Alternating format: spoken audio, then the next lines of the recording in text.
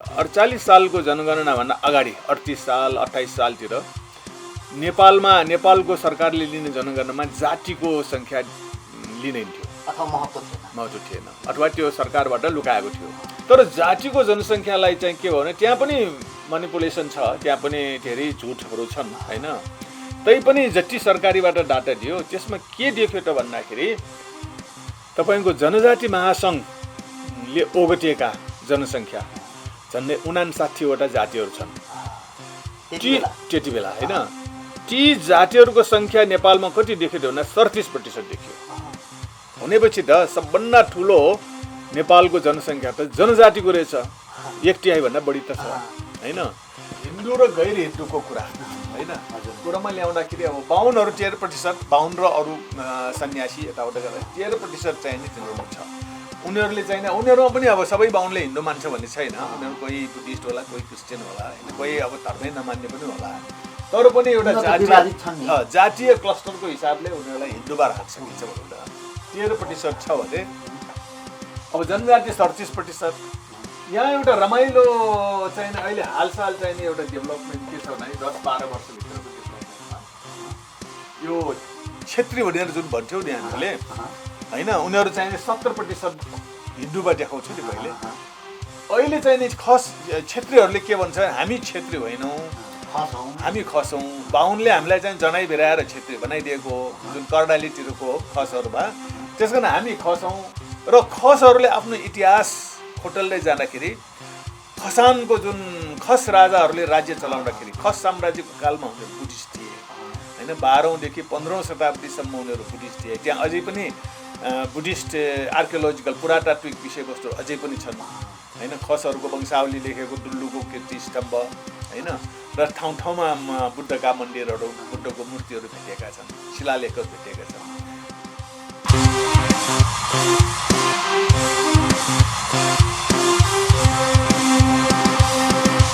नमस्ते दर्शकबिन, यो समय तपाईहरूलाई जो देश विदेशबाट हेरिरहनु भएको छ हार्दिक स्वागत गर्छु हाम्रो बादशाह मिडियामा। र तपाईहरूलाई हामीले नयाँ नयाँ जानकारी, नयाँ नयाँ बहस अनि नयाँ नयाँ कुराकानी लिएर आउने क्रममा आज हामीले एकदमै विशेष कुराकानी, विशेष छलफल, विशेष बहस लिएर आएको छौँ। यो चाहिँ 2078को जनगणना जुन 10 वर्षपछि हुँदैछ, यसको बारेमा चाहिँ हामी कुराकानी गर्न गइराखेका छौँ। आज हामी यस्तो अतिथि हुनुहुन्छ जो चाहिँ लामो समयदेखि यो बारेमा अध्ययन, अनुसन्धान, विश्लेषण र योगदान गरेर आइरहनु भएको छ, जसको नाम हो डाक्टर केशवमान साक्य। आउनुहोस् हामी उहाँलाई स्वागत गर्दछौँ। डाक्टर साहब, हजुरलाई स्वागत छ। धन्यवाद। अहिलेको यो अब 2078को जनगणना अब सुरु हुँदैछ हैन। तपाईँले यो कतिवटा जनगणनामा चाहिँ भाग लिनुभयो, कतिवटा जनगणनाहरू चाहिँ थाहा पाउनुभयो र यो जनगणनाले के फरक पार्छ? ओके, यो जनगणनाको विषयमा हैन मलाई चाहिँ अलिकति चेतना भएको, अब थाहा पाएको भनेको 2048 सालको जनगणनादेखि हो क्या। त्योभन्दा पहिलेको जनगणनामा त्यसको चासो लिए थिएन कि, इन्ट्रेस्ट थिएन, थाहा पनि थिएन। अब सरकारले एउटा तथ्याङ्क निकाल्छ, त्यसको आवश्यकता पनि देखिए थिएन कि, त्यो अब सरकारको कामको लागि मात्र थियो।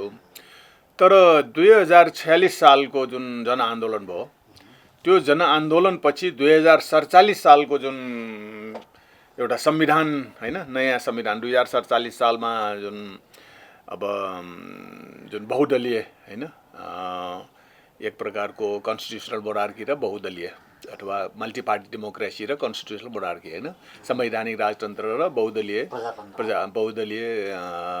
जुन परिपाटी छ प्रजातन्त्र, त्यो स्थापना भएपछि, त्यो स्थापना हुने सिलसिलामा 47 सालमा नयाँ संविधान लेख्ने बेलामा हामीले यहाँ चाहिँ एउटा ठुलो ऐतिहासिक धर्मनिरपेक्षता आन्दोलन चलाएका थियौँ।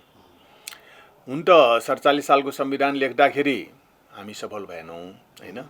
करिब संविधान सुझाव आयोग विश्वनाथ उपाध्यायको हाम्रो आन्दोलनले त्यहाँ प्रभाव त नपारेको होइन। उहाँहरूले चाहिँ नि हिन्दू राजतन्त्रात्मक अधिराज्य भन्ने हिसाबले नेपाल चाहिँ एउटा हिन्दू राजतन्त्र मात्र हिन्दू र अधिराज्य भन्ने खालको सुझाव पेश गरेको थियो। तर त्यसबेला अन्तरिम सरकारमा कृष्णप्रसाद भट्टराई प्रधानमन्त्री हुनुहुन्थ्यो। उहाँहरूलाई चाहिने त्यहाँभित्र एकजना दरबारको मन्त्री पनि थियो अच्युत राज रेग्मी भन्ने। उहाँहरूले चाहिने हिन्दू राष्ट्र नेपाल चाहिँ हिन्दू राज्य हुनुपर्छ भनेर होइन, हिन्दूहरूको दरबारको पनि ठुलो दबाब थियो र त्यो मन्त्रीले चाहिँ यदि यो संविधान हिन्दू अधिराज्य भएन भने मन्त्री परिषदभित्रै आत्मदाह गरेर मर्छु भनेर एउटा ठुलो हङ्गामा होइन मचाएपछि अब प्रोपोगन्डा अनि कृष्णप्रसाद भट्टराई आफू पनि त एकजना हिन्दू र गीता पढ्ने मान्छे हो होइन, उसको अब प्रजातान्त्रिक व्यक्ति भएको हुनाले उहाँले त्यो भन्न नसकेको। तर मन्त्री परिषदभित्र एकजना मन्त्रीले त्यस्तो आवाज उठाउनु बित्तिकै उहाँलाई पनि होइन ल त त्यसो भए भने मन्त्री परिषदमा नेपाल चाहिने यो जुन सुझाव पेश भएको जुन संविधान छ त्यसमा हिन्दू र राजतन्त्रात्मकको बिचमा एउटा कमा थपिदियो। त्यो कमा थपेर हिन्दू अधिराज्य बनायो। यसरी ठुलो षड्यन्त्र। त्यसबेला मन्त्रीहरूमा 3 जना मन्त्रीले नोट अफ डिसेन्ट पनि लेखेको थियो होइन, तर अरू सबै मन्त्रीले चाहिँ अब हिन्दू राज्यको पक्षमा भोट दियो र 47 सालको संविधानमा चाहिँ हिन्दू अधिराज्य लेखियो र तर जनतामा व्यापक गुनासो थियो होइन, कहाँको हिन्दू राज्य भन्ने खालको त प्रश्न थियो। त्यत्रो आन्दोलन भएको थियो होइन, ठुलो आन्दोलन भएको थियो कि धर्मनिरपेक्ष आन्दोलन। त्यो उहाँहरूको हिन्दू राज्य किन चाहियो त भन्दाखेरि उहाँहरूको चाहिँ हिसाबमा मेरो विचारमा 2टा कुरा थियो कि यो नेपाल चाहिँ हिन्दू अधिराज्य होइन भएपछि राजा चाहिँ नै अटोमेटिकली हिन्दू हुन्छ होइन। त्यसकारण एउटा राज्यलाई चाहिँ हिन्दू बनाएपछि त्यहाँ हिन्दू राज्य भएपछि फाइदा पाउनेहरू एउटा हिसाबले एउटा ब्राह्मण वर्ग हो होइन। उनीहरू चाहिँ अब जुन हिन्दू वर्णाश्रम अनुसार ब्राह्मण भनेको देवताहरू होइन, अनि त्यसपछि मात्र उहाँहरूलाई ढोग्ने होइन, उहाँहरूको चाहिँ सेवा गर्नेमा चाहिँ क्षेत्री वैश्य शूद्र पर्छ होइन उहाँहरूको अनुसार। त्यसका नेपाललाई हिन्दू राज्य बनाउनु भनेको मतलब यस्तो हिन्दू वर्णाश्रम अनुसार नेपालीहरूलाई ब्राह्मण होइन जसलाई कि सबैले ढोग्नु पर्ने देउता जस्तो देव ब्राह्मण देव त्यो हैसियत पाउने राजाभन्दा माथि र अनि क्षेत्री हुन त अब बाहुनलाई ढोग्छ क्षेत्रीले होइन, तर क्षेत्रीहरूलाई चाहिँ एक प्रकारको राजा दिएको हुनाले राजतन्त्र होइन क्षेत्रीहरूको शाह राजतन्त्र। त्यस कारण क्षेत्रीहरूमा पनि एक प्रकारको कसो भने हामी राजा नै हुनु पाएपछि अब बाहुनलाई ढोगिरहँला तर राजा त भयो नि होइन, क्षेत्रीहरू शासक त भइयो भन्ने खालको उनीहरूको पनि स्वार्थ थियो। त्यसपछि वैश्यहरू चाहिँ नेपालमा खासै छैन होइन, अनि शूद्रहरू चाहिँ नै अब सबभन्दा तल सबैको सेवा गर्नुपर्ने होइन, अनि उत्पीडित वर्ग। तर उनीहरू अब शक्तिहीन थिए त्यसकारण उनीहरूले मन नपराए पनि एक्सेप्ट गर्नुपर्ने परिस्थिति हो के। त्यसकारण उहाँहरूको चाहिँ नि यो 47 सालको यो जुन आन्दोलन होइन हामीले जुन आन्दोलन उठायौँ नेपाल हिन्दू राज्य हुनु हुँदैन भनेर, त्यसको तात्पर्य के थियो भन्दाखेरि नेपालमा चाहिँ यो बाहुन क्षेत्री वैश्य शूद्रको आधारमा होइन उत्पीडन चाहिँ मुक्त गर्नलाई नेपाल एउटा धर्मनिरपेक्ष राष्ट्र हुनुपर्छ। किन हिन्दू राज्य भयो भने चाहिँ खालि हिन्दूको वर्णाश्रम अनुसार चाहिने समाज र राज्य चल्ने भयो। त्यो पनि हो कि डाक्टर साहब नेपाल चाहिँ एउटा बुद्ध जन्मेको देश बुद्धिस्ट राष्ट्र हुनुपर्छ अथवा बुद्धिस्टको वर्चस्व हुनुपर्छ भन्ने कुरा थियो, के थियो त्यो? होइन त्यसबेला त्यस्तो आवाज उठाएको थिएनौँ, तर हिन्दूको मात्र देश होइन यो होइन, यहाँ बुद्ध जन्मेको बुद्धिस्टहरूको पनि देश हो। यहाँ इस्लामहरू पनि छन्, मुस्लिमहरू पनि छन्, किराँतहरूको छ होइन, त्यस्तै अब क्रिस्चियनहरू पनि अलिअलि छ, सिखहरू छ। त्यस कारण यो सबै धर्महरूको एउटा साझा होइन राष्ट्र हुनुपर्छ भन्ने आवाज पनि हो। तर 47 सालपछि तपाईँको जुन प्रश्न छ नि यो जनगणना सम्बन्धी 47 सालपछि 48 साल आयो, अनि 48 सालमा किनभने यो एक प्रकारको डिबेट थियो नेपाल हिन्दू राज्य हो कि धर्मनिरपेक्ष राज्य हुनुपर्छ भन्ने कुरामा होइन, ठुलो डिबेट थियो। जबरजस्ती षड्यन्त्र गरिकन संविधानमा हिन्दू अधिराज्य लेख्यो। त्यति बेला डाक्टर साहब एउटा कुरा गरौँ न। त्यस कारण चाहिँ नि हामीले 48 सालमा जनगणना हुँदै थियो, अनि त्यो 47 सालको आन्दोलनपछि धर्मनिरपेक्ष आन्दोलनपछि हामीहरूले एउटा जनजाति महासङ्घ भनेर जनजातिहरूको एउटा महासङ्घ पनि खोलेका थियौँ र 48 सालको जनगणनामा अनि हाम्रो ध्यान गयो। हामीले भन्यौँ कि ल यो नेपाललाई धर्मनिरपेक्ष हो होइन भन्नुको लागि चाहिँ के छ भने उनीहरूले नेपालमा अधिकांश बहुसङ्ख्या हिन्दू छ त्यस कारण हिन्दू राज्य भनिरहेको थियो। त्यस कारण हामीले चाहिँ नि यो जुन जनगणना हुँदै थियो त्यसमा चाहिँ हामीलाई ध्यान गयो। एउटा कुरा के थियो भन्दाखेरि 48 सालको जनगणनाभन्दा अगाडि 38 साल 28 सालतिर नेपालको सरकारले लिने जनगणनामा जातिको सङ्ख्या लिँदैन थियो अथवा महत्त्व थिएन अथवा त्यो सरकारबाट लुकाएको थियो। नेपालमा मानौँ कि जातिको सङ्ख्या नदिने होइन, अनि धर्ममा चाहिने करिब करिब हिन्दू देखाउने होइन, अनि भाषामा पनि नेपाली भाषा देखाउने भनेपछि जाति भाषा धर्म यो तीनटा चाहिने महत्त्वपूर्ण राज्य सञ्चालनका चाहिने होइन प्रमुख अङ्गहरू। अब तिनीहरूमा चाहिने राज्यबाट म्यानिपुलेसन होइन, त्यसमा चाहिने जालझेल गरिकन यहाँ बढी से बढी हिन्दूहरूको सङ्ख्या छ होइन, बहुसङ्ख्यक। त्यसपछि नेपाली भाषा पनि बहुसङ्ख्यकले बोल्ने होइन, अनि जातिमा पनि करिब करिब चाहिने 52 क्षेत्रहरूकै देश हो भन्ने खालको अब थाहा नपाएपछि त्यस्तै देखिने। उनीहरू अब जहाँ पनि देखिने उनीहरू सत्तामा होइन, राज्यको सबै निकायमा देखिने त्यस्तो थियो भने हामीले चाहिने त्यहाँ दुईटा मतलब तीनटा यो जाति भाषा धर्ममा हामीले जनगणना 48 सालको जनगणनामा अलिकति हामीले चासो लियौँ। जनजाति महासङ्घ पनि खडा भइसकेको थियो। त्यसकारण हामीले भन्यौँ कि हामीले एउटा आन्दोलन चलायौँ कि नेपालमा चाहिने बुद्धिस्टहरूले बौद्ध नै लेखाउँ होइन, त्यो जुन जनगणना लिन आउनेहरूले बुद्धिस्टलाई पनि हिन्दू लेखाउँथ्यो होइन। त्यस कारण चाहिँ 2048 साल 37 सालसम्मको कुरा होइन, 38 सालसम्मको कुरा। अनि 48 सालमा बुद्धिस्टहरूले पनि हिन्दू लेख्थ्यो होइन कि लेखिदिन्थ्यो यिनीहरूले जो गणकहरू छन् उनीहरूले चाहिँ। किन प्रायः सो यहाँ गणकहरू चाहिँ के हुन्छ भन्दाखेरि स्कुलको टिचरहरू होइन, स्कुलका शिक्षकहरू, तर तिनीहरूलाई सेलेक्सन गर्ने कोटा भने जिल्ला शिक्षा र सिडिओ हुन्थ्यो। अब ती जिल्ला शिक्षा अधिकारी र सिडिओहरू सबै बाहुनहरू हुन्थे। त्यस कारण उनीहरूले शिक्षकहरूमा पनि अलिक चलाक खालको चाहिँ बाहुन। त्यस कारण यो गणकहरू होइन, जुन जनगणना लिन आउने गणकहरू चाहिँ 90% बाहुन हुन्थ्यो। अनि बाहुनहरूमा पनि के छ भन्दाखेरि एउटा उनीहरूमा सोच चाहिने नेपाललाई हिन्दू राज्य भनेर प्रमाणित गर्नु छ, नेपाली भाषाको बाहुल्य भनेर प्रमाणित, किन राष्ट्रभाषा नेपाली भनेको छ, नेपाली बोल्छ यहाँ भन्ने प्रमाणित गराउनु छ। अनि तिनीहरूले त्यस कारण चाहिने यो कुराहरूमा चाहिँ गणकहरूले चाहिने हामीसँग सोध्दै नसोधिकन धर्म र भाषाको सवालमा तपाईँको हिन्दू लेख्ने, नेपाली भाषा लेख्ने, अथवा सोधिहाल्यो भने पनि तपाईँको हिन्दू होइन धर्म सोधिहाल्यो भने पनि बुद्धिस्ट, बौद्धले बुद्धिस्ट भन्यो भने बुद्धिस्टहरूलाई यहाँ जस्तो काठमाडौँको नेवारहरू होइन, बुद्धिस्ट नेवारहरू, अब बुद्धिस्ट नेवारहरूमा के छ भन्दाखेरि उनीहरूले खासै बुद्धिस्ट भए तापनि हिन्दूहरूको देवताहरू पनि मान्छ होइन, अथवा पूजा गर्छ। जस्तो गणेश होइन, अब एउटा संस्कृति हो, गणेशलाई पनि पूजा गर्छ। अनि उनीहरूले चाहिँ अरू सोध्ने तपाईँको गणेश पूजा गर्नुहुन्छ त भने गणेशको पूजा गर्छ होइन, एउटा अब संस्कार संस्कृति। त्यस भए तपाईँ त हिन्दू हो, कहाँ गणेश पूजा गरेपछि त हिन्दू भयो नि होइन। अथवा कसैले चाहिँ तपाईँ भीमसेन पूजा गर्नुहुन्छ भनेर सोध्छ। अब नेवारहरूको के छ भन्दाखेरि भीमसेन भनेको व्यापारीहरूको देउता। अब उनीहरूलाई थाहा जे भए पनि दोकान खोल्ने नेवारहरूले चाहिँ भीमसेनको एउटा सानो खोपीमा भीमसेन राखेर पूजा गरिरहेको हुन्छ दिनदिनै होइन। अनि भीमसेन पूजा गरे भीमसेन त हिन्दू हो नि त होइन, त्यस कारण हिन्दू भयो।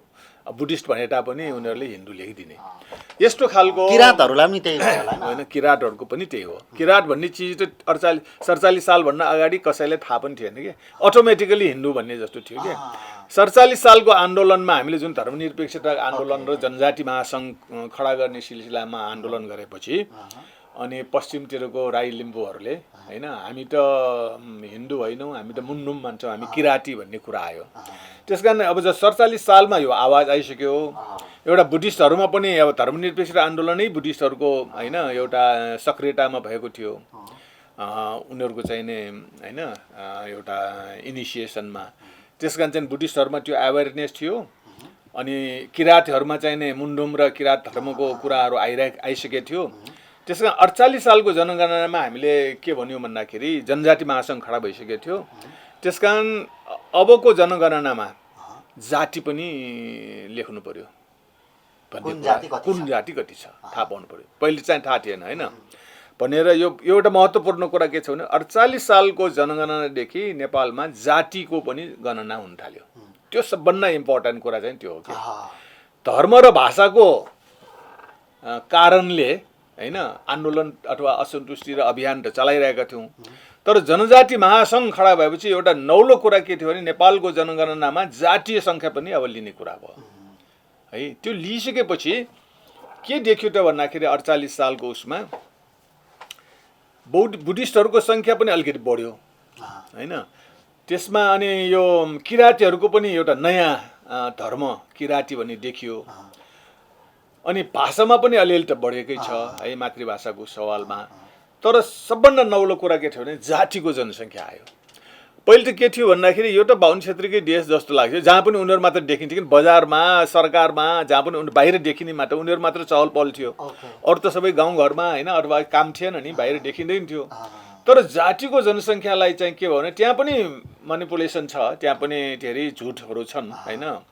तैपनि जति सरकारीबाट डाटा दियो त्यसमा के देख्यो त भन्दाखेरि तपाईँको जनजाति महासङ्घले ओगटेका जनसङ्ख्या झन्डै 59वटा जातिहरू छन् त्यति बेला होइन।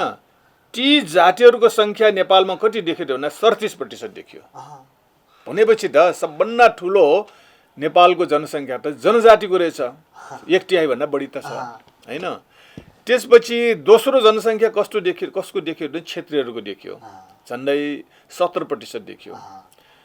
तेस्रो जनसङ्ख्या कसको देखियो त भन्दाखेरि दलितहरूको देखियो, 14% दलित रहेछ होइन। र त्यसपछि चाहिँ नि यो मधेसमा अहिले पिछडा वर्ग भन्छ जस्तो यादव होइन, कोइरी, तेली, कुर्मी होइन, यस्तो खालको मलाह, यिनीहरूको जाति चाहिँ नि राख्दाखेरि उनीहरू 12% देखियो।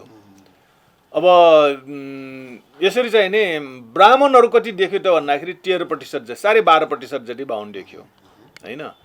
र यो सबै गर्दाखेरि के थियो भन्दाखेरि यसले एउटा नयाँ इन्डिकेसन दियो। अब जस्तो जनजातीय भनेको त्यस बेला 48 सालको उसमा जनजातिको सङ्ख्या 37%। अब जनजाति को हो त भन्दाखेरि जनजाति भनेको हिन्दू वर्णाश्रम भन्दा बाहिरको, त्यो भित्र नपर्ने नेपालका आदिवासी भनेछ। अब हिन्दू वर्णाश्रम भन्दा बाहिर भनेपछि उनीहरू हिन्दू होइन भन्ने कुरा देखियो होइन।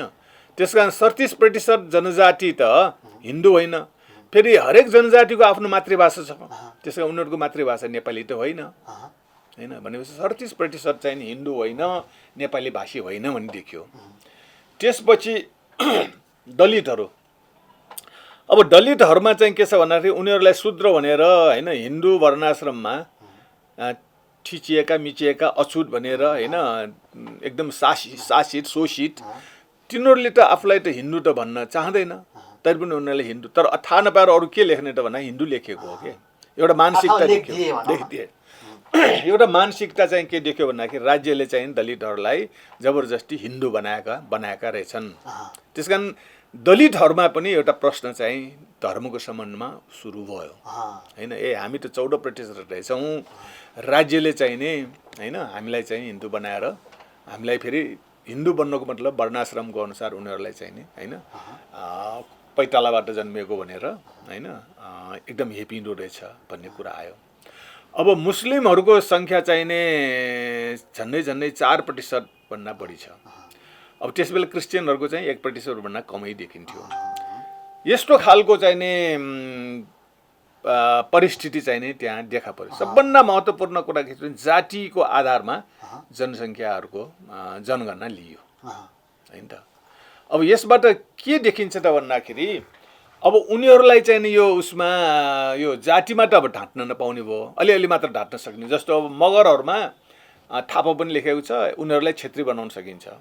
अब क्षेत्रीहरूमा अधिकारी यस्तो भनेर जुन छ नि होइन बाहुनको उसमा बाहुन बनाउन सक्छ होइन। अलिअलि यताको उता चोरे जस्तो मात्र हो, तर जातीय जनसङ्ख्या चाहिँ नि ले धेरै कुराहरू बताउँछ। यसैमा अर्को कुरा जोडिएको प्रश्न चाहिँ के हो भने डाक्टर साहब, अहिले चाहिँ यो जातीय कुरालाई पनि यो हिन्दूहरूले एक किसिमको म्यानिपुलेसन गरेको देखिन्छ। सबै अब बुद्धिस्टलाई, त्यसपछि किराँतलाई, ती बाहेकको अरू सबै धर्मलाई सनातन धर्म र त्यो ओमकार परिवारको धर्महरू भएको हुँदाखेरि हिन्दूहरू नेपालमा बढी छन् भन्ने व्याख्या विश्लेषण आएको छ होइन डाक्टर साहब? अब हामी के गर्छौँ भने 48 सालमा एउटा 47 सालको संविधान बन्ने बित्तिकै 48 सालको जनगणना आयो। त्यस कारण त्यस बेला हामीहरूले एउटा जातीय जनसङ्ख्या लिन लगाउनु नै एउटा ठुलो होइन उपलब्धि भयो। तर अब टाइम पुगेको थिएन नि, हामीसँग टाइम थिएन। त्यस कारण त्यो धर्मको सवालमा भाषाको सवालमा त्यति धेरै हामीले प्रचार अलिअलि त गऱ्यौँ। तर 58 को जुन 10 वर्षपछि होइन जनगणना भयो नि, 58 को जनगणनामा चाहिँ नि 47 साल 48 सालतिर हामीले जुन आन्दोलन गरेको चाहिँ नि रिजल्ट देखिन थाल्यो। 37 सालमा जब पञ्चायत व्यवस्थाको चाहिँ नि होइन एउटा चरम परिस्थितिमा बुद्धिस्टहरूको जनसङ्ख्या जम्मा 5.5% देखाएको थियो। 5%, 5.5% मात्र। 48 सालमा भनौँ न 47 साल 46 साल 47 सालको आन्दोलनले गर्दा बुद्धिस्टहरूको अलिकति धर्मनिरपेक्षताको आन्दोलन गर्दा त्यहाँ चाहिँ नि 7.5% देखियो। झन्डै 2% बढेको देखियो। तर 58 सालसम्म आइपुग्दाखेरि हामीले अब जनजाति महासङ्घ फैलिसकेको थियो होइन, बुद्धिस्टहरूको फेरि एक्टिभिटी बढिसकेको थियो। तपाईँको झन्डै 10.5% पुग्यो। भनेपछि 38 सालबाट 58 साल आउँदाखेरि बुद्धिस्टहरूको सङ्ख्या डबल देखियो। 5.5%बाट 10.5% पुग्यो। बुझ्नुभयो त? अब जातीय जनसङ्ख्या त झन्डै अनुपातमा गइरहेकै छ होइन। भनेपछि नेपाललाई उनीहरूले हिन्दू राज्य भनेर प्रमाणित गर्नलाई, जुन हिन्दूहरूको सङ्ख्या बढी देखाउनलाई, जसलाई पनि हिन्दू देखाउँथ्यो नि त होइन, त्यो कुरा अब 58 सालको जनगणना पछि के देख्यो त भन्दाखेरि यो चाहिँ राज्यले गरिरहेको जालझेल हो र राज्यमा पनि हिन्दू भनाउँदाहरूको चाहिँ नि एक प्रकार स्वार्थले गरे। हिन्दू भनाउँदाहरूको पनि के छ त भन्दाखेरि तपाईँको अब 52 क्षेत्री त्यस बेला हिन्दू भन्थे। तर 52 क्षेत्रीको जनसङ्ख्या चाहिँ नि टोटल गर्दाखेरि 30-31% पुग्थ्यो। अरू सबैले चाहिँ नि के छ भन्दाखेरि त्यस बेला अब 58 सालमा पुग्दाखेरिको सिनेरियो के थियो भन्दाखेरि जनजातिहरू 37% त हिन्दू होइनन्। त्यहाँ बुद्धिस्ट, मुन्डुम, प्रकृति पूजक भन्ने कुरा भयो, हिन्दू त होइन नि। अब मुस्लिमहरू त हिन्दू हुने भएन होइन।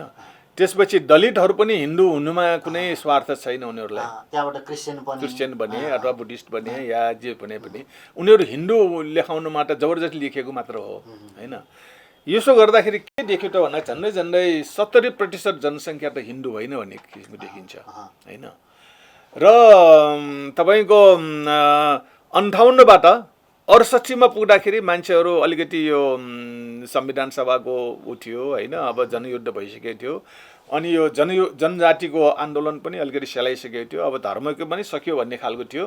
चाहिँ अलिकति सृष्टि आउने बित्तिकै 68मा फेरि अलिअलि खुस्किन थाल्यो। अब बुद्धिस्टहरू चाहिँ 1%ले घटेको देखियो होइन। अब जातिहरू त उस्तै हो। अब भाषामा चाहिँ अलिअलि सुधार चाहिँ छ होइन, मातृभाषाको चेतनामा। अब मैले यहाँ भन्न खोजेको के हो त भन्दाखेरि 38 सालको 68मा आइपुगेपछि नेपालको जनसङ्ख्याको स्थिति चाहिँ फरक छ। अहिले अब 78को कन्टेक्स्टमा 78सम्म आउँदाखेरि 68 सालको जनगणनालाई हेरेर 78सम्म 10 वर्षसम्म भएका परिवर्तन र मानिसहरूमा जुन चेतनाको विकास छ त्यसले हेर्दाखेरि अब अहिले चाहिँ नि 78को जनगणना आएको छैन होइन। 68 सालको जनगणनालाई हेरेर अहिले 78मा हुने परिस्थितिको आकलन गर्न सकिन्छ। आकलन गर्यो भने मैले एउटा सानो यहाँ बोर्डमा उ गरेको छु यो है। अब यसमा के छ त भन्दाखेरि अब हिन्दू र गैर हिन्दूको कुरा होइन कुरामा ल्याउँदाखेरि अब 52हरू 13%, 52 र अरू सन्यासी यताउता गरेर 13% चाहिँ नि तिनीहरू छ। उनीहरूले चाहिँ उनीहरूमा पनि अब सबै 52ले हिन्दू मान्छ भन्ने छैन। उनीहरू कोही बुद्धिस्ट होला, कोही क्रिस्चियन होला होइन, कोही अब धर्मै नमान्ने पनि होला। तर पनि एउटा जातीय क्लस्टरको हिसाबले उनीहरूलाई हिन्दूमा राख्न सकिन्छ भनौँ न। 13% छ भने अब जनजाति 37%।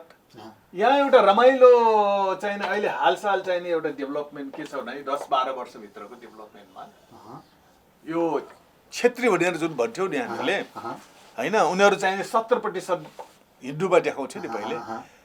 अहिले चाहिँ नि खस क्षेत्रीहरूले के भन्छ, हामी क्षेत्री होइनौँ, हामी खसौँ। 52ले हामीलाई चाहिँ जनाइ भेराएर क्षेत्री बनाइदिएको जुन कर्णालीतिरको खसहरूमा, त्यस कारण हामी खसौँ।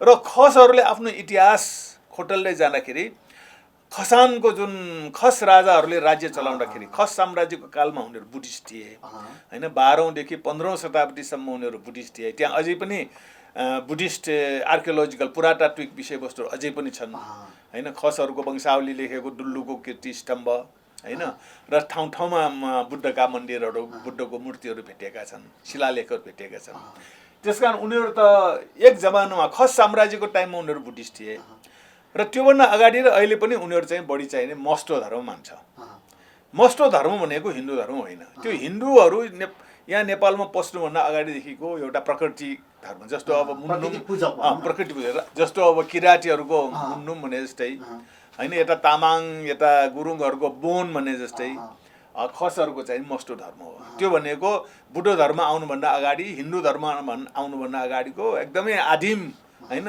कालमा बसेको धर्म हो त्यसकारण उनीहरू अहिले चाहिँ के भन्छ हामी हिन्दू होइनौँ होइन बाहुन क्षेत्री पनि होइनौँ र बाहुनहरूले चाहिँ 500-600 वर्ष अगाडि त्यहाँ कर्णालीमा आएर होइन हामीलाई चाहिँ हिन्दू बनाएको जनाइ भिराएर खसान राज्यभित्र पसेर होइन मैले पहिले पनि भने तिनीहरू पसेपछि खस राज्य चाहिने खस साम्राज्य 22वटा टुक्रामा विभाजित पनि भयो बाहुन आउनुभन्दा अगाडि एउटा बलियो होइन राज्य थियो खसहरूको त्यो बुद्धिस्ट राज्य थियो र बाहुनहरू पसेपछि हिन्दू त्यहाँ पसाएपछि जात भातमा मान्छेलाई बाँडेर त्यो चाहिँ 22 टुक्रा गरेर 22 राज्यमा टुक्रा भएको थियो होइन 500-600 वर्ष अगाडिको कुरा हो र अहिले आएर उनीहरूमा चाहिँ यो चेतना चाहिँ यो के अरे 47 सालको आन्दोलनदेखि धर्मनिरपेक्ष आन्दोलनदेखि लिएर अहिले फेरि जनआन्दोलन होइन जनआन्दोलन हुँदै अहिलेसम्म आउँदाखेरि उनीहरूलाई के भयो भने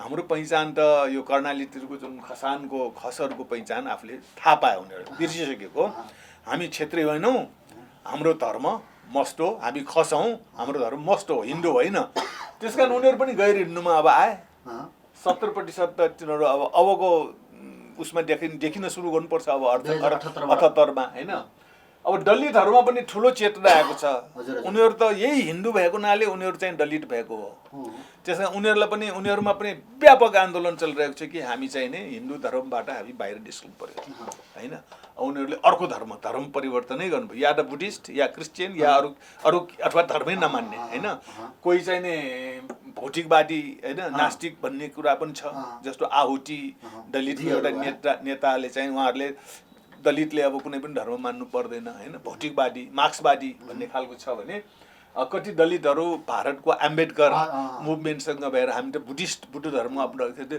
भारतमा पनि दलितहरूले अम्बेडकरको उसमा चाहिँ नि धर्म परिवर्तन गरेका थिए अब कति दलितहरू त्यसबाट मुक्तिको लागि क्रिस्चियन पनि भएका छन् होइन कतिले त फेरि मस्ट धर्मको मान्छे पनि भन्दैछन् अब फेरि अहिले चाहिँ अब खसहरूले त्यो मस्ट धर्म बारे उनीहरू पनि खसहरूको सँगै बसेको हुनाले उनीहरूको पनि खस मस्ट धर्म मान्न होइन एउटा आधार तयार भयो त्यसपछि अर्को एउटा महत्त्वपूर्ण विकास के भएछ भने जातीय चेतनाको कुरा तराईतिर जुन चाहिँ मधेसी भन्छौ नि त्यो मधेसी भनेको त गोलमटोल भयो तर मधेसी भन्दाखेरि तराईको चाहिँ नि भारतीय मूलका भन्ने खालको देखिन्छ तर त्यहाँ तराईको जनसङ्ख्या हेऱ्यो भने कस्तो पाइन्छ भने कोही जनजाति छ थारूहरू जस्तो होइन कोही दलित छन् होइन जस्तो पासवानहरू भने जस्तो कोही त अब मुस्लिम छन् होइन उनीहरूले आफूलाई त मधेसी भनेन मधेसी त होइन उनीहरूले आफूलाई थारू भन्छ होइन आफूलाई चाहिँ नि तपाईँको दलित भन्छ आफूलाई मुस्लिम भन्छ भने कोही त पहाडीहरू पनि त्यहाँ छन् झन्डै 30-35% त पहाडीहरूको पहाडी नै भयो भनेपछि त्यहाँ चाहिँ यो दलित पनि होइन होइन जनजाति पनि होइन मुस्लिम पनि होइन पहाडी पनि होइन बाँकी को त भन्दाखेरि त्यहाँ झन्डै त्यसमा पनि बाहुनलाई चाहिँ बाहुन र क्षेत्रीहरू हिन्दूहरूलाई छुट्याएपछि त्यहाँ बसेका चाहिँ 12% जति पिछडा वर्ग यादव कुर्मी होइन तपाईँको कोइरी तेली सुडी होइन यस्तो निषाद यस्ताहरूको चाहिँ नि तपाईँको 12% चाहिँ त्यसलाई चाहिँ भारतमा पिछडा वर्ग भन्छ नेपालमा पनि अहिले संविधानले पिछडा वर्ग भन्छ उनीहरूलाई तिनीहरू 12% छ उनीहरू पनि हिन्दू होइन भन्ने कुरा इन्डियामा पनि इन्डियाको संविधान र अम्बेडकरले चाहिँ ओबिसी भन्छ उनीहरूले अदर ब्याकवर्ड कास्ट र उनीहरूले जनै लगाउनु पर्दैन त्यसकारण जनै नलगाएपछि कि चाहिँ उनीहरू शूद्र भयो कि उनीहरू अहिन्दू भयो अथवा हिन्दूको हिसाबले शूद्र भन्छ तर नेपालमा अब दलित चाहिँ होइन होइन यिनीहरू चाहिँ त्यो स्थितिमा तिनीहरू हिन्दू होइन उनीहरूको चाहिँ नि साँच्चै उनीहरूको विश्लेषण गर्दाखेरि उनीहरू हिन्दू होइन। अब त्यसमा पनि यादवहरू हिन्दू होइन होइन, त्यहाँ कोइरीहरू हिन्दू होइन, कुर्मेहरू हिन्दू होइन, उनीहरू चाहिँ थारू त अब तपाईँको जनजातिमा आयो होइन। भनेपछि 12% त उनीहरू पनि हिन्दू होइन। अब मुस्लिम चाहिने अहिले अब अलिकति बढ्दै गएको छ, उनीहरूको जनसङ्ख्या बढेको छ। अब 4-5% जति होला भन्ने एउटा अन्दाज चाहिने 78मा होइन, त्यो पुग्यो होला।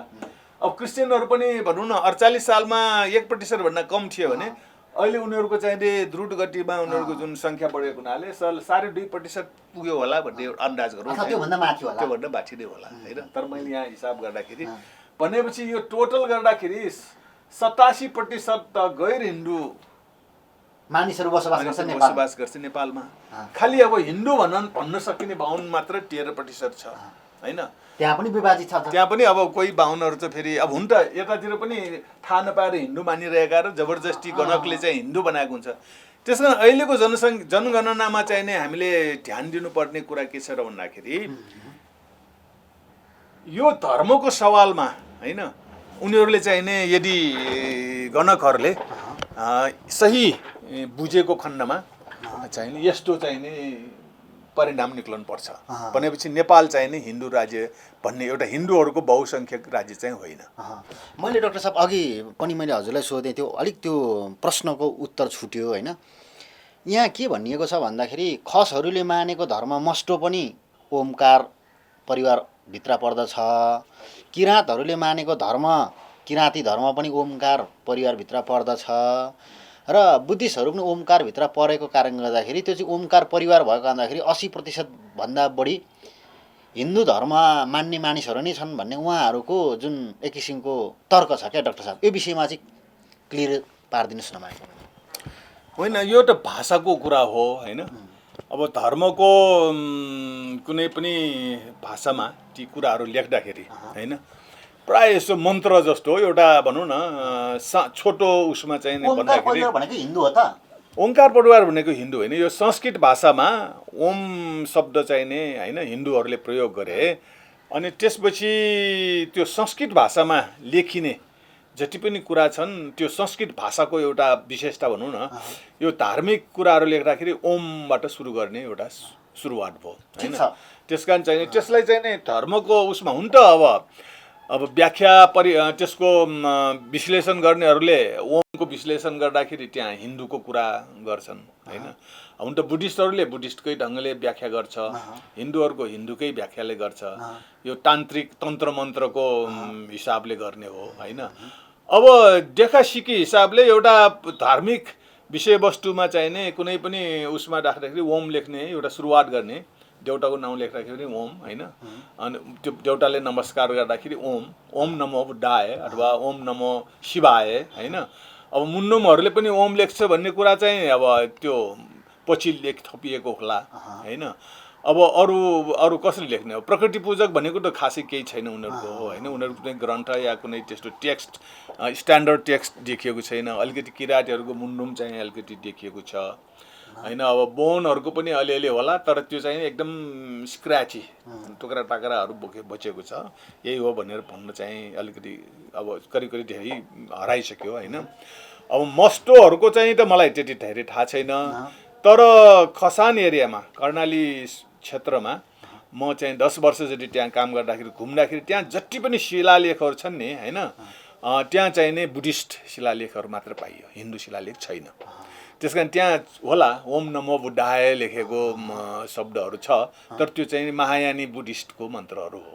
भनेको मतलब त्यो ओम शब्द भयो भन्दैमा सबै हिन्दू हो भन्ने चाहिँ उनीहरूको तर्क गलत छ होइन। बुद्धिज्मको सिद्धान्त हिन्दू धर्मभन्दा बिल्कुल फरक छ। अब त्यहाँ ओम एउटा चाहिँ महायानी बुद्धिस्टहरूले संस्कृतमा लेखिएको उसमा चाहिँ अब संस्कृत भाषाको विशेषता हो त्यो ओम भन्ने होइन। संस्कृत भाषामा चाहिँ नै त्यस्तो खालको कुनै पनि भाषा लेख्दाखेरि ओम भन्ने शब्द एउटा अक्षर लेख्ने अथवा त्यसको उच्चारण गर्ने त्यो संस्कृत भाषामा धार्मिक ग्रन्थहरूमा लेखिने एउटा हो। तर त्यसको आधारमा अब हुन त ओमको व्याख्याहरू हिन्दूहरूले पनि गर्छन् होइन, बुद्धिस्टहरूले पनि गर्छन् आफ्नै ढङ्गले। तर त्यो अब बुद्धिस्टहरूले ओम लेखेपछि के बुद्धिस्ट होइन त, बुद्धिस्ट हो। बुद्धले त हिन्दू धर्मकै विरोधमा होइन आफ्नो धर्म प्रतिपादन गरेको। अब हिन्दू धर्मको विरोध गर्नेलाई नै फेरि हिन्दू बनाइदिने त यो त अलिकति तर्क अलिकति जालझेल कुरा हो नि त। एउटा कुरा के छ भन्दाखेरि तपाईँको बुद्धिस्टहरूको र हिन्दूहरूको होइन धार्मिक ग्रन्थहरूको चाहिने तुलनात्मक एउटा व्याख्या र विश्लेषण गर्ने हो भने तपाईँको भाषाको कुरा पनि आउँछ। पाली भाषा र संस्कृत भाषा। बुद्धिज्मको पुरानो चाहिने लिखित भनेको पाली भाषा हो।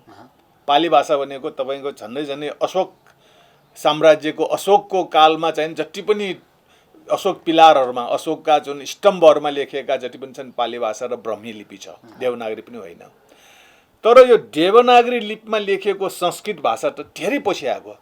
यो झन्डै 2000 वर्ष पनि नआएको छैन, किनभने अहिलेसम्म पाएका संस्कृत भाषामा र देवनागरीमा लेखिएका जुन अभिलेखहरू छन् पुरातात्विक अभिलेखहरूले 2000 वर्ष नआएको छैन। भनेपछि संस्कृत भाषा भनेको पाली भाषा भन्दा धेरै कान्छो भाषा हो र त्यही पाली भाषाकैलाई चाहिँ नि परिमार्जन गरेर होइन पछि चाहिँ नि बनाएको भाषा हो। त्यसमा संस्कृत भाषा आफै चाहिँ नि हिन्दू भाषा भनेर भन्न मिल्दैन, किनभने संस्कृत भाषा र देवनागरी लिपि आउनुभन्दा अगाडि नै पनि होइन तपाईँको यदि उहाँहरूले चाहिँ नि क्लेम गर्ने हो भने ऋग्वेदहरू यसो उसो गर्ने हो भने चाहिँ होइन अब त्यो चाहिँ बुद्धभन्दा पुरानो होइन त्यो कुरा छ भने अब लिखित अभिलिखितमा चाहिँ नि संस्कृत भाषा भनेको पछि मात्र आएको हो होइन, त्यो पाइँदैन, देवनागरीको छँदै छैन। भनेपछि संस्कृत भाषा भनेको पछि आएको हो।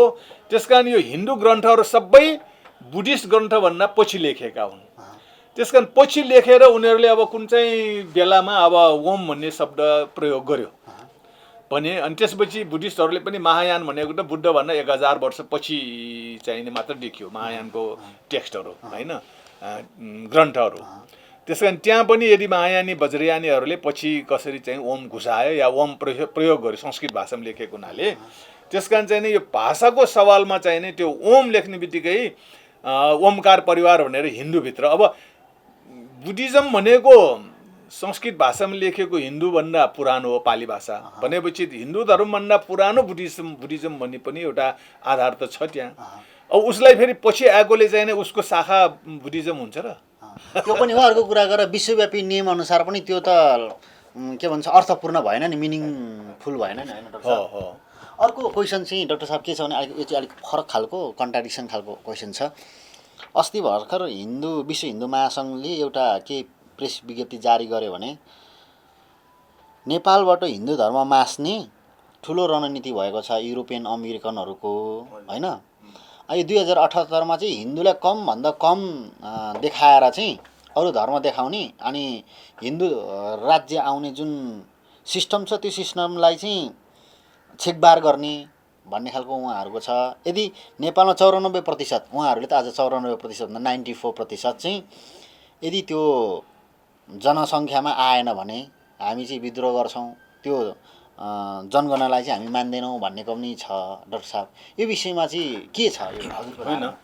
अब यो विदेशीहरूले गरेर हुने होइन होइन, नेपालमा हुन त जे पनि विदेशीले गर्यो भनेर भन्छन्, विदेशीले गर्ने होइन।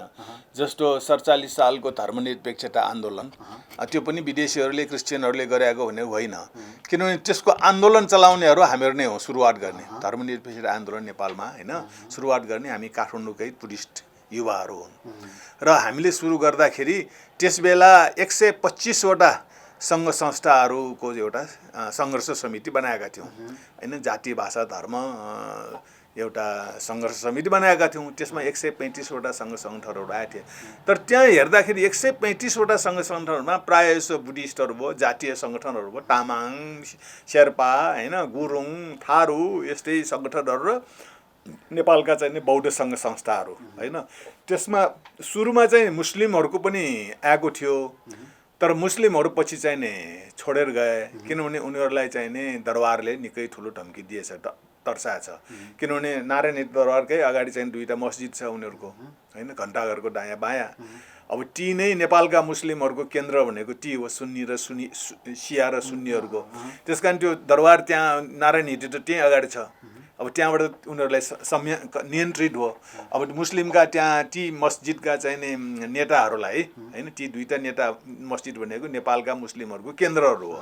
ती 2टै केन्द्रको चाहिँ नि त्यहाँको प्रमुखहरूलाई चाहिँ दरबारले होइन तिमीहरू चाहिँ नि धर्मनिरपेक्षताको आन्दोलनमा लायो होइन खैरे तिमीहरूलाई चाहिँ नि भनेर बिचराहरू माइनोरिटी हो नि त होइन डराउँछन् त्यस कारण उनीहरूले हामीलाई भन्यो कि हामीलाई चाहिँ यस्तो खालको थ्रेट छ अब हिन्दूहरूले हामीलाई फेरि होइन अनावश्यक दुःख दिन्छन् त्यस कारण हाम्रो दिलमा मनमा धर्मनिरपेक्षता भए तापनि हामी प्रदर्शनमा आउन सक्दैनौँ भनेर हामीलाई सुरुको मिटिङहरूमा आए पछि ड्रप आउट भए अनि केही क्रिस्चियन संस्थाहरू पनि आएका थिए होइन अब कहिले को क्रिस्चियनहरूको के छ कस्तो छ भनेर त्यहाँ एकचोटि त एकजना शाक्य मान्छे नि क्रिस्चियनको प्रतिनिधि आएको थियो कोही चाहिँ मगर थापा आएको थियो होइन म याद भएको अनुसार त्यस कारण जो जति क्रिस्चियनहरू थिए उनीहरूको प्रतिनिधित्व पनि थिए तर त्यो ठुलो सङ्ख्यामा थिएन एउटा क्रिस्चियनहरूको प्रतिनिधित्व अपवाद जस्तो त्यस कारण त्यो धर्मनिरपेक्षता आन्दोलनमा अब हामीहरूले नै सञ्चालन गरेको त्यहाँ 135वटा सङ्गठनहरू बनाएका हुन् होइन अब गुम्बा बिहार सबै चाहिँ हामी लाएका हौँ अब त्यहाँ चाहिँ कसरी चाहिँ नि विदेशबाट त्यहाँ चाहिँ चलाएको भन्ने कुनै एक पैसा कसैले दिएको पनि उनीहरूलाई थाहा पनि थिएन नेपालमा धर्मनिरपेक्षता आन्दोलन भनेको विदेशीहरूले पनि कल्पना नगरेको कुरा थियो नि त त्यस बेला त्यस कारण त्यो अगाडि बढ्यो होइन अनि त्यसैको चाहिँ नि प्रतिपादन 1 वर्षपछि हामीले जनजाति महासङ्घ खडा गर्यौँ जनजाति महासङ्घ पनि 7वटा जातिहरूले खडा गरेको त्यसमा चाहिँ स्थापना कालमा हाम्रो सुरेश आले मगर महासचिव र म अब सचिव भएर काम गरेको अब जिउँदैछौँ अब त्यहाँ पनि कोही कतैबाट के हामीले त 1 कप चिया मिटिङ गर्दाखेरि 1 कप कालो चिया खानु पनि पकेटबाट तिरेर चलाएका थियौँ होइन कहाँको क्रिस्चियन त्यहाँ आउने किनभने त्यहाँ जम्मा थियो नेवारको मङ्काखला थियो तामाङको तामाङ गेटिङ थियो मगरको मगर सङ्घ थियो थारूको थारू कल्याणकारी सभा थियो होइन गुरुङहरूको तमु बौद्ध सेवा समिति थियो अनि त्यसपछि शेर्पाहरूको एउटा ऊ थियो अनि थकालीहरूको एउटा थियो त्यो 7वटा सङ्गठनबाट हामी जनजाति महासङ्घ स्थापना गरेको पछि चाहिँ त्यो 59वटामा पुग्यो ती 59मा पनि जातीय सङ्गठनहरू त्यहाँ कसरी विदेशबाट अथवा क्रिस्चियनहरूले त्यहाँ चलाउने कुरै आउने क्रिस्चियनहरूको आफ्नै ढङ्गले चलिरहेको छ त्यसकारण यो जुन विदेशी क्रिस्चियन भनेर जुन यो दोष लाउने कुरा छ त्यो चाहिँ नि एक प्रकारको अब हिन्दूवादीहरूले चाहिँ नि त्यो स्यालाए भनेर होइन चाहिने तपाईँको ऊ गरे के अरे यो चिलाए भनेर तल स्यालले कुखुरा चोरे चोर्न खोजेर मात्र हो अब तर के छ भन्दाखेरि उहाँहरूको त्यो जुन भन्यो नि 94% हिन्दू छ भनेको यो खालि मुस्लिम र इसाई बाहेक अरू सबै हिन्दू भन्न खोजेको हो के तर त्यो भन्न खोजेको तर तिनीहरूले नै सोध्नु नि त अब पिछडा वर्ग दलित खस जनजातिका जुन आन्दोलनकर्ताहरू छन् तिनीहरूको सङ्गठन बनाएर त्यसको अगुवाई गर्ने व्यक्तिहरूसँग सोध्नु नि त होइन कोही के भन्दो रहेछ होइन अहिले अब तपाईँको खसहरूको पनि सङ्गठित आवाज हो त्यो देशैभरि छ अब जनजातिको त तपाईँको 48 सालदेखि लगाएर अहिले 30 वर्ष त जनजातिहरूको स्थापित एउटा मान्यता भइसक्यो संस्था होइन त्यसपछि दलितहरूको पनि सयौं दलित सङ्गठनहरू छन् ती दलित सङ्गठनका नेताहरूले त्यसका कार्यकर्ताहरूले त एक स्वरले भनिरहेछ कि हामीलाई हिन्दू धर्मले नै हामीलाई चाहिने होइन अमानवीय बनायो हामीलाई उत्पीडन दियो हामीलाई दुःख दियो त्यसकारण हामी हिन्दूबाट मुक्त हुन चाहन्छौँ हामी हिन्दू होइनौँ भनेर चाहिँ सयौं दलितहरूको सङ्घ संस्थाहरू खोलेका छन् तिनीहरूको चाहिँ नेताहरूले र उनीहरूको कार्यकर्ताहरूले त्यो समय अब अहिले दलित अभियन्ताहरूले त होइन लाखौँको रूपमा टोडी खेलमा आएर हामीलाई अछुते बनायो भने धर्म परिवर्तन गर्छौँ बुद्धिस्ट धर्ममा लाग्छौँ भन्नेसम्म अभिव्यक्ति आइसक्यो होइन त्यसकारण चाहिँ ती हिन्दूहरूले ती अतिवादी हिन्दूहरूले नेपाललाई चाहिँ हिन्दू राज्य बनाएर आफ्नो स्वार्थ पुरा गर्ने त्यो कसको स्वार्थ पुरा हुन्छ भन्दाखेरि बाहुनलेहरू मात्र स्वार्थ त्यसको स्वाद पाउने हो त्यसको फाइदा पाउने हो इभेन बाहुन र छेत्री भन्थ्यो नि अब छेत्रीहरूले समेत हिन्दू भएर चाहिँ नि बाहुनको चाहिँ नि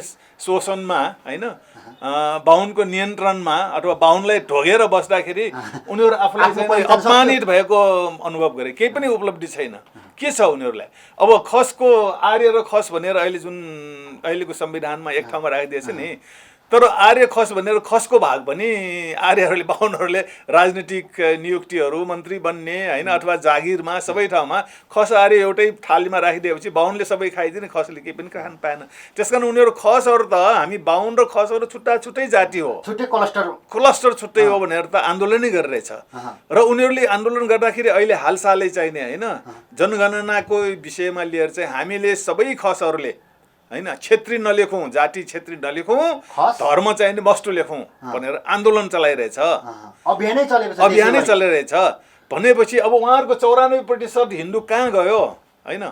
उनीहरूको के थियो भन्दाखेरि नेपाललाई हिन्दू राज्य बनाउने, बाहुनको एकलौटी जुन अहिले शासन चलिरहेछ उनीहरूले नि मौज मस्ती, किन उनीहरू देउटा भने बाहुन ब्राह्मण देव भन्छन् उनीहरू त, मानिसभन्दा माथि मानिस पनि होइन। जुन पूजाआजा गर्दाखेरि देउटासँग कुरा गर्ने त बाहुनले मात्र अधिकार पाएको छैन, अरूले देउटालाई त्यो मन्त्र पढेर देउटासँग कुरा गर्न पाउँछ होइन? त्यो जुन ईश्वर अथवा कसरी त्यो बाहुनको माध्यमबाट मात्र गर्ने त होइन, हो नि होइन? त्यस कारण चाहिँ बाहुन भनेको त देउता भन्छन् उनीहरू आफूलाई, तिनीहरू त आर्य भन्छ, आर्य भनेको देउता हो होइन? त्यो आर्य भनेको पहिले चाहिँ नि आर्यहरू आउँदाखेरि आर्यहरूले नि देउता हो, त्यो भनेको इरान, इराक होइन, अरब, सिरियातिरका चाहिँ नि जनसङ्ख्यालाई भारतका चाहिँ आदिवासी मूलवासीहरूले उनीहरूलाई देउता भनेर उनीहरूले ती आउने जुन आर्यहरूले आफूलाई देउता भनेर प्रस्तुत गरेका थिए। डाक्टर साहब, यो कुरा गरिरहँदाखेरि अब अलिकता अगाडि बढेर अगाडि विषयमा छलफल गरौँ, 2078 सालको जनगणनाको विषयमा छलफल गरौँ। अहिले हामीले र हजुर डाक्टर साहबले जुन विश्लेषण देखाउनु भयो, जुन डाटा देखाइरहनु भएको छ होइन, यो डाटाबाट चाहिँ कमसेकम 87-88% चाहिँ गैर हिन्दू मानिसहरू नेपालमा बस्छन् भन्ने डाटा आइराखेको छ होइन? तर यो डाटा एक्ज्याक्टली यसरी यो गणकहरूले ल्याउला अथवा भित्री केही षड्यन्त्र होला होइन? जस्तो अब यहाँ त के छ, एउटा समुदायमा जाने के हो भन्दाखेरि अब त्यहाँको समुदायलाई सबै हिन्दू लेखिदिने, अब कतिजना पढेको दाजुभाइ दिदीबहिनीहरू जो सचेत छन् उनीहरू विदेशमा छन् लाखौँको सङ्ख्यामा होइन? के यो यस्तै डाटा एकदमै इमान्दारी डाटा होला त डाक्टर साहब? ठिक छ, अब डेटा र साँच्चीकै हिसाबले नेपाली जनताहरूको जुन चाहिँ धर्म, जाति र भाषाको सवालमा होइन सही डाटा आयो भने चाहिँ यस्तो आउनुपर्छ, तर यो आउँदैन, 78मा पनि आउँदैन। त्यो नआउनुको पछाडि के छ भने राज्यले खेल्ने एउटा षड्यन्त्र छ, अनि बाहुन जातिले खेल्ने अर्को षड्यन्त्र छ, अनि तेस्रो चाहिँ कि यी जातिका जनताहरूलाई पनि एउटा थाहा नभएको अज्ञानताको पनि एउटा अर्को कारण छ। किनभने उनीहरूले सयौँ वर्षदेखि उनीहरूलाई हिन्दू हिन्दू हिन्दू भनेर चाहिँ नि होइन, हिन्दू र अनि राज्यले चाहिँ खालि नेपाली भाषा मात्र बोल्न पर्ने, त्यस्तो अब जस्तो पञ्चायत कालमा त होइन अरू भाषा बोल्न पाउँदैन, अरू भाषा पढ्न पाउँदैन थियो होइन? त्यस कारण त्यो त राज्यले दबाब दिएर नेपाली भाषालाई चाहिँ प्रमोसन गरेको हो होइन? अब हामी त यो नेवारहरूले खस भाषा भन्छौँ होइन, ख्यारा भन्छौँ हामीहरू नेवारमा, तर त्यसलाई नेपाली भनियो पछि मात्र नेपाली भनिएको नि त होइन? त्यस कारण यो अब धर्मको सवालमा पनि तपाईँको धर्मले चाहिने जति पनि छन् सब हिन्दू राज्य बनाउनलाई हिन्दू नै बनाउनु खोजेको हो होइन? त्यस कारण चाहिँ त्यो मेन चाहिँ समस्या के छ भने राज्यले चाहिने त्यहाँ राज्यमा को छ त अहिले भन्दाखेरि बाहुनहरू छ। अहिले तपाईँको नेताहरू होइन, राजनीतिक पार्टीका नेताहरू, त्यसपछि सांसद र मन्त्री बन्नेहरू होइन, त्यसपछि नेपाल सरकारका चाहिने कर्मचारीहरू होइन, अधिकारीहरू, अधिकृतहरू र कर्मचारीहरू सबै अब एक प्रकारको एकल जातीय छ, बाहुनहरूकै छ। त्यो अब खेल्दा उनीहरू त्यो गाइसकेपछि उनीहरूले हिन्दू राज्य किन चाहिएको थियो भने हिन्दूमा चाहिँ हिन्दू धर्ममा हिन्दू वर्णाश्रममा बाहुन चाहिने देउटाको स्तरमा छ, ऊ अरूभन्दा माथि। छेत्रीभन्दा पनि छेत्रीले पनि ढोग्नुपर्छ, वैश्यले ढोग्नुपर्छ। अब यो शूद्रलाई त ढोग्ने मात्रै होइन, लाटे हान्ने हो, ढोग्नु पनि छुन पनि पाउँदैन, त्यसलाई त होइन कुल्चिने हो। अब त्यस्तो परिस्थितिको जुन चाहिँ एउटा देउता मानिसभन्दा माथि देव होइन, उनीहरूलाई ब्राह्मण देव भन्छ नि त। अब देउता भएर चाहिँ मौज मस्ती स्वर्गमा, उनीहरूलाई त यही स्वर्ग हो क्या, मरेर स्वर्ग जाने यही स्वर्ग हुने। उनीहरूलाई अब जन्मिने बित्तिकै राज्यको सबै सुख सुविधाहरू पाउँछ, त्यो चिज प्राप्त गरिरहनलाई उनीहरूलाई हिन्दू राज्य चाहिएको हो क्या। अब पहिले चाहिँ नि राजा पनि हिन्दू भनेर हिन्दूहरूले एउटा राजा बनाएको थियो छेत्री, त्यस कारण चाहिँ राजालाई पनि त्यो शक्तिमा बसिरहनलाई उसलाई छेत्री मात्र राजा बन्ने होइन हिन्दू उसमा। त्यस कारण हिन्दू राज्यबाट शाह राजाहरू राजा बन्न पाउने अथवा छेत्रीहरू राजा बन्न पाउने, अनि ब्राह्मणहरू छेत्रीभन्दा माथि देउटा बन्न पाउने, अरू सबै चाहिँ नि तपाईँको दलित होइन, अरू सबै शूद्र अछुत। अब त्यस्तो खालको परिस्थितिलाई कायम गर्नुको लागि ती ब्राह्मणहरूको स्वार्थ, पहिले छेत्रीहरूको पनि स्वार्थ थियो, तर अहिले छेत्रीहरूको परिस्थिति फरक भयो। किनभने अहिले त राजा नभएपछि छेत्रीहरूलाई पनि बाहुनहरूले लाटै हानिदियो होइन, केही पनि ठाउँ छैन उनीहरूलाई। छेत्रीको भाग पनि बाहुनले खोसेर खाइरहेको छ सारा ठाउँमा, राजनीतिमा पनि होइन, यो नेता हुनेमा पनि कर्मचारी हुनेमा पनि जहाँ पनि तपाईँ स्कुलको शिक्षक बन्नेदेखि लिएर सारा विद्यार्थी हरेक चिजमा खालि बाहुनले मात्र यहाँ एकल जातीय चाहिने राज्यको रूपमा यो बनिरहेछ होइन। त्यो चाहिँ शासक जातिको रूपमा बाहुन इस्टाब्लिस भइरहेको छ। अब खसहरू पनि पहिले शासक जस्तो लाग्थ्यो उनीहरू छेत्रीको नाउँमा, तर उनीहरू त अब यो जुन चाहिँ 62को परिवर्तनपछि उनीहरू चाहिँ नि होइन सीमान्तकृत भए, त्यस कारण उनीहरू पनि अहिले चाहिँ नि शासित र शोषित भए, त्यस कारण उनीहरू पनि अब ब्राह्मणको विरोधमा आए। त्यस कारण अहिले चाहिँ एक प्रकारको एक छत्री हिसाबले बाहुन राज चलेको हुनाले उनीहरूले यो जनगणना उनीहरूको लागि हतियार जस्तो कि उनीहरूले जसरी पनि हिन्दूको कारणले बाहुनहरूले चाहिँ नि यहाँ यतिको होइन प्राप्त गरेको उपलब्धि। ठिक छ डाक्टर साहब, त्यसो भने यो एक्ज्याक्टली एकदमै प्रष्ट भने के भन्छ नि एकदमै सत्यमा आधारित सत्य तथ्यमा आधारित यो डाटा लिनको निम्ति चाहिँ सबैको भूमिका कसरी खेल्नु पर्ला? अब जिम्मेवारी समस्या कहाँनिर छ भन्दाखेरि अहिले यो जनगणना गर्ने प्रोसेसमा छ, प्रक्रियामा। एउटा जनगणनामा चाहिँ नि अब करिब करिब यो फार्महरूमा त केही खास समस्या होइन, राज्यले पनि एउटा जनगणना लिन्छ। जनगणना कसले लिन्छ त भन्दाखेरि गणकहरूले लिन्छ। त्यो गणकहरू भनेको एसएलसी अथवा 10 क्लास पास भएका केटाहरू। त्यो गणकहरू कसले नियुक्ति गर्छ र को नियुक्ति हुन्छ भन्दाखेरि अहिले पनि राज्यमा जुन ब्राह्मणहरूकै होइन प्रभुत्व भएको हुनाले त्यो छान्ने मान्छेहरू, अब त्यो गणक छान्ने मान्छेहरू त्यो जुन सिडिओ होला अथवा को छ त्यहाँ होइन त्यो प्रक्रियामा त्यो अधिकृतहरू अधिकारीहरू सबै बाहुन हुन्छन्। त्यस कारण उनीहरूले गणकहरू पनि के छ भन्दाखेरि बाहुनहरू नै छान्छ बढी चाहिँ बढी। अब त्यो बाहुनहरूको दिमागमा के छ भन्दाखेरि हिन्दू राज्य उनीहरूको स्वार्थ त एक हिन्दू राज्य बनाउने अथवा हिन्दू बनाउने, हिन्दूको सङ्ख्या बढाउने।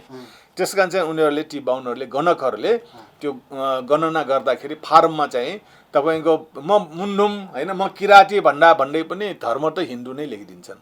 अब भाषा चाहिँ नै तपाईँको नेपाली लेखिदिन्छन् होइन। अब जाति एउटा मात्र अब तपाईँको राई अथवा केही छ त्यहाँ थरै लेख्नुपर्छ, जाति नै लेख्नुपर्छ, त्यो त ढाट्न पाउँदैन। अलिअलि त त्यहाँ पनि ढाट्ला होइन। तपाईँको मगर थापालाई चाहिँ उसले छेत्री थापा लेखिदिएर छेत्रीको सङ्ख्या बढाउला, अथवा छेत्रीहरूको अधिकारी भन्ने जाति होला अथवा तपाईँको के होला तिनीहरूलाई फेरि बाहुन बनाए। तर त्यो थोरै त्यसमा त्यति धेरै चिन्ता गर्नु परेन। तर धर्मको सवालमा उसले चाहिँ नि म बुद्धिस्ट भन्दै पनि या त तिमी कसरी बुद्धिस्ट भनेर त्यहाँ आर्ग्यु गरेर तिमी गणेशलाई मान्छौ होइन अथवा भीमसेन मान्छौ, यस्तो यस्तो कुरा गरेर हिन्दू देउतालाई मान्छ कि मान्दैन भन्दाखेरि हामी त मान्छौँ। नेपालमा एउटा धर्म सहिष्णु एउटा सबैले सबै धर्म मान्छौँ होइन। आफू बुद्धिस्ट भए तापनि ऊ हिन्दू देउतालाई पनि पूजा गर्छ, हिन्दूहरूले पनि बुद्धलाई पनि पूजा गर्छ। अब त्यो परिस्थितिमा चाहिँ उनीहरूले सबै हिन्दू लेख्ने। त्यस कारण गणकहरूले जानी हिन्दू लेखिदिन्छन्, उनीहरूको आफ्नो स्वार्थ, बाहुनहरूको स्वार्थ, ब्राह्मणहरूले प्रायः छ बाहुनहरूले। अर्को चाहिँ के छ भन्दाखेरि त्यो जुन जनता छ उसलाई पनि थाहा छैन, धर्मको बारेमा सोध्दै नसोधिकन लेखिदिन्छन्। सोधिहाल्यो भने पनि पहिलेदेखि हिन्दू भनिरहेको फेरि डराउँछन् उसले कि बाहुनले सोध्न आएछ फेरि हिन्दू होइन भने फेरि राज्यबाट केही होइन जागिर खाएछ केही हुने हो कि भनेर डराएर पनि हिन्दू लेख्ने।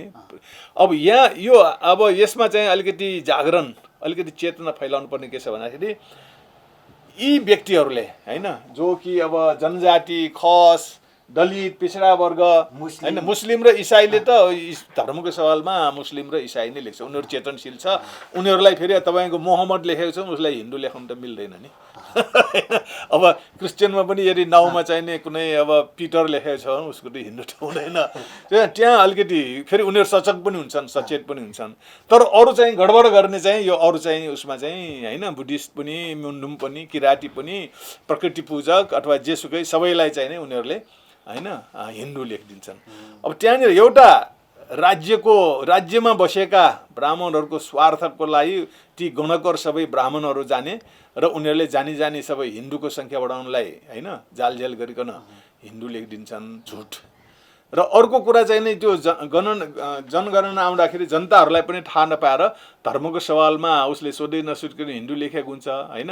अब अलिअलि जान्ने मान्छेले मात्र तपाईँ हामी जस्तो अलिकति अभियानमा लागेकाहरूले धर्म के लेख्यो भनेर भन्दाखेरि अब तपाईँको अब जस्तो मलाई मेरै उसमा पनि झन्डै 68मा हो। 68मा यहाँ जनगणना मेरै घरमा यहाँ आयो। एकजना स्कुलको हेडमास्टर रहेछ, एकजना ब्राह्मण। उसले चाहिँ अब मलाई थाहा पनि छ, उस चिनेको मलाई।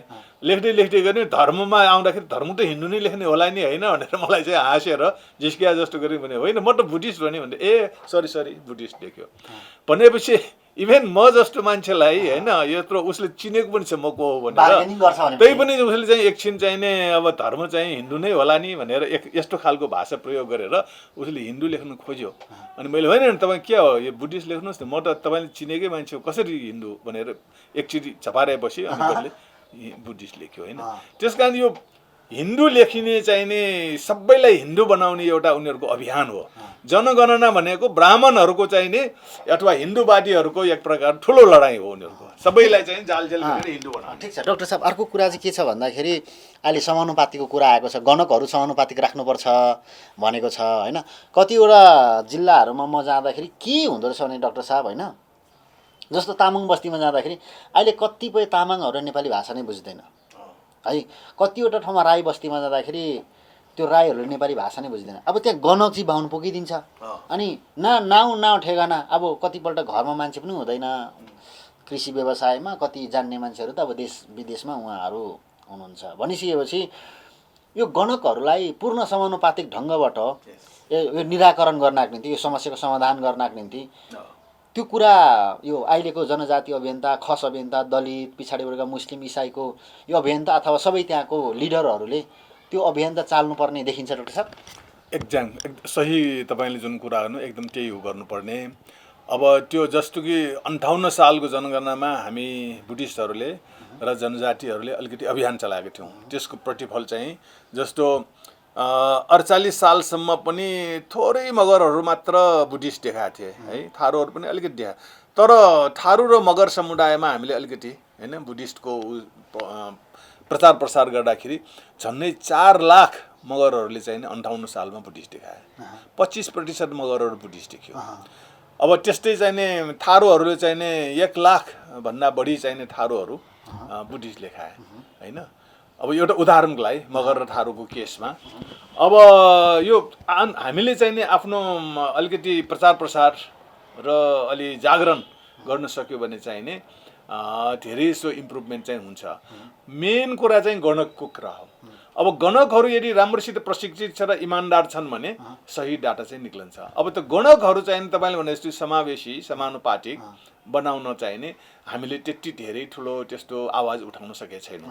होइन उठाइ त राखेको छन्, उठाइराखेका छौँ, तर त्यसलाई ठोस रूपमा त्यहाँ चाहिने जुन त्यसको गभर्निङ बडी छ जनगणना लिने, त्यहाँ चाहिँ हामी त्यहाँ एउटा नीतिको रूपमा त्यसलाई चाहिने एउटा कम्पलसरी अथवा नीतिको रूपमा चाहिँ त्यसलाई हामीले विकास गर्न सकेका छौँ। ठिक छ डाक्टर साहब, अर्को क्वेसन पनि, अर्को जिज्ञासा पनि यो केही जनजाति साथीहरूले, खस, दलित अथवा इसाई साथीहरूले के जिज्ञासा गर्नुभएको थियो भने डाक्टर साहब, हामीले तल गणकहरूले एकदमै राम्रो जनगणना लिए पनि माथिल्लो जुन समूह छ, वर्ग छ होइन, त्यहाँ चाहिँ बाहुनै भएको कारणदाखेरि त्यो लेखेको कुरालाई पनि मेनिपुलेट गरेर हिन्दू नै लेखिदिने, माथि पनि जालजेल हुनेसम्मको आशंका व्यक्त गरेको थियो क्या डाक्टर साहब। यहाँ केन्द्रमा आइसकेपछि पनि त्यस्तो हुने सम्भावना छ भन्छ डाक्टर साहब। त धेरै लामो समय अनुभव गर्नुभयो, यो विषयमा के छ डाक्टर साहब? यसमा एउटा के छ भने नेपाल अहिले होइन तपाईँको यो पहिले नेपाल एउटा धर्मनिरपेक्ष राष्ट्र भनेर हामीले भनिसक्यौँ। धर्मनिरपेक्ष भनेपछि यो विकारमा धर्मको सवाल चाहिँ नि राज्यले चाहिँ नि इन्टरफेयर नगरे पनि हुन्छ, किन धर्मनिरपेक्ष हो नि त। त्यस कारण अबको जनगणनामा धर्मको प्रश्नै नगरे पनि हुन्छ। किन अब राज्य धर्मनिरपेक्ष भएपछि राज्यले धर्मको अनुसार चाहिँ नि केही पनि गर्न त आधार छैन। त्यस कारण यो प्राइभेट धर्म भनेको निजी विश्वासको कुरा हो, आस्थाको कुरा हो। त्यस कारण तर भाषाको चाहिँ आवश्यक छ, किन भाषा भनेको शिक्षासँग जोडिएको छ होइन। भाषाको चाहिने चाहिन्छ। जाति भनेको चाहिँ समानुपातिक समावेशीमा होइन, उसलाई चाहिने अब स्कलरसिप दिने र जागिर दिने कुराहरू अथवा चाहिने नेता चुन्ने कुराहरूमा चाहिँ समावेशिताको सिद्धान्त छ यो। त्यस कारण त्यो पनि राखौँ। तर धर्मनिरपेक्ष भइसकेपछि धर्म भनेको नितान्त निजी विश्वास र आस्था र चाहनाको कुरा हो। त्यस कारण चाहिँ यसपालि चाहिने भनौँ न एक दशक अगाडि चाहिँ जापानको कुरा ल्याउनु। जापानमा चाहिने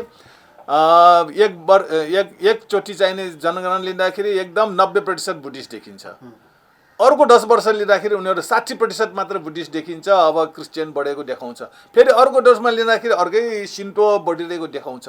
त्यसकारण हरेक 10-10 वर्षमा धर्म चाहिँ परिवर्तन भइरहेको हुन्छ। त्यसकारण त्यो क्रिस्चियन भनेको अब तपाईँको जन्मेदेखि मरुन्जेल र अर्को जन्ममा पनि क्रिस्चियन हुनुपर्छ भने त होइन नि। परिवर्तन गर्छ। एउटै जन्ममा एउटै जीवनमा पनि उसलाई चाहिने कहिले अब हिन्दू धर्म मान्न मन लाग्यो भने हिन्दू धर्म मान्छ, फेरि उसलाई हिन्दू धर्म वाक्क लगाएर बुद्धिस्ट मान्नु पर्यो भने बुद्धिस्ट मान्छ, बुद्धिस्ट पनि वाक्क लगाएर क्रिस्चियन मान्न मन लाग्यो भने क्रिस्चियन मान्छ, क्रिस्चियन पनि वाक्क मन लाग्यो मुस्लिम मान्छ। तर यो धर्मको कारणले विश्वमा पनि कुनै पनि देशमा मात्र विश्वमा पनि यो झैझगडा र जुन द्वन्द्व आइरहेछ नि धेरै धर्मको कारणले। त्यसकारण धर्म भनेको नेपाल मात्र धर्मनिरपेक्ष होइन, विश्वै धर्मनिरपेक्ष हुनुपर्छ। तपाईँको नयाँ नयाँ धर्महरू आइरहन्छन्, धर्मगुरुहरू आइरहन्छन् होइन, उनीहरूले चाहिँ जीवनलाई चाहिँ नयाँ ढङ्गले राम्रोसित सही ढङ्गले व्याख्या गरिदिन्छ। त्यो धर्ममा त धेरै अन्धविश्वास पनि हुन्छ होइन। अब कति त धर्ममा ईश्वर विश्वास गर्ने, ईश्वर विश्वास नगर्ने हुन्छ। त्यस कारण यी सबै विश्वासका कुराहरू हुन्, त्यो एउटा निजी हो। अब त्यहाँ चाहिँ नि एउटा बजारमा धर्मका चाहिँ नि ठेकेदारहरूले आफ्नो धर्म प्रचार गरिरहन्छन्। अब जसलाई जे मन लाग्छ त्यो गर्ने होइन। अब कहिले चाहिँ तपाईँलाई गुलियो खान मन लाग्छ गुलियो खाने, अब कहिले नुनिलो खान मन लाग्छ नुनिलो खाने। यो धर्म भन्ने चिज चाहिँ नि तपाईँको त्यहीँबाट समस्या निक्लिने नि। धर्मको जति पनि युद्धहरू, जति पनि झगडाहरू, देशभित्रको समस्याहरू त धर्मको कारण निक्लिन्छ। त्यसकारण सबैभन्दा राम्रो भनेको तपाईँको धर्मलाई निरपेक्ष बनिसकेपछि धर्मको डाटै नलिए पनि हुन्छ।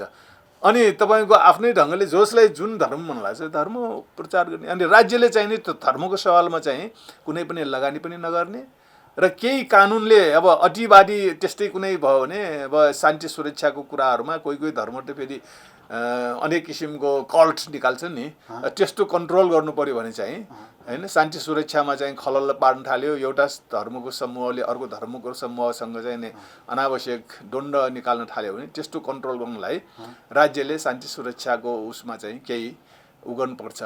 अरू भनेको मन्दिर बनाउने, मस्जिद बनाउने भनेको चिजहरू व्यक्तिको लगानीमा गर्ने हो होइन, त्यसलाई राज्यको लगानीमा गर्ने हो। यदि कुनै ठुलो ठाउँमा मानिसहरू ठुलै पर्यटनको हिसाबले धार्मिक केन्द्रको रूपमा विकास हुँदै गयो भने राज्यले चाहिँ त्यसको स्थानीय उसले चाहिँ कहीँ बाटोसाटो होइन बनाउनेमा त्यो विकास र पर्यटनको हिसाबले गर्नुपर्ने कुराहरू गर्ने। कुनै धर्मको लागि जस्तो हालसालै पशुपतिमा चाहिँ हाम्रो केपी ओलीले होइन 142 किलो कति 90 करोड कि कतिको चाहिने 70 करोड चाहिने राज्यबाट चाहिने त्यहाँ दिने भयो, त्यो चाहिँ गलत हो। धर्मनिरपेक्ष राज्यमा राज्यको कोषबाट एउटा धर्मको चाहिँ एउटा त्यो जलहारी कि के भन्छ सुनको त्यो महादेवलाई पानीले के नुहाउने के हो त्यस्तो बनाउनलाई चाहिँ नि राज्यको कोषबाट खर्च गर्नु ठिक छैन। बरु पशुपतिको चाहिँ उसमा पर्यटन त्यहाँ आउने हुनाले उनीहरूले सुख सुविधाको लागि चाहिँ पर्यटनको विकासको हिसाबले या त्यो ठाउँकै विकासको हिसाबले राज्यले केही जिम्मेवारी लिनु ठिकै छ होइन। तर चाहिँ त्यहाँ देउतालाई चाहिने त्यो चढाउने सुन चढाउने होइन यी कुराहरू चाहिँ गलत हो। डाक्टर साहब, यो हामीले 2078 सालको यो जनगणनाको जुन बहस विश्लेषण छलफल गरेको छौँ, यसको निम्ति हजुरले जुन अमूल्य समय दिनुभएको छ धेरै धन्यवाद छ। हजुर हस्, तपाईँलाई पनि धन्यवाद।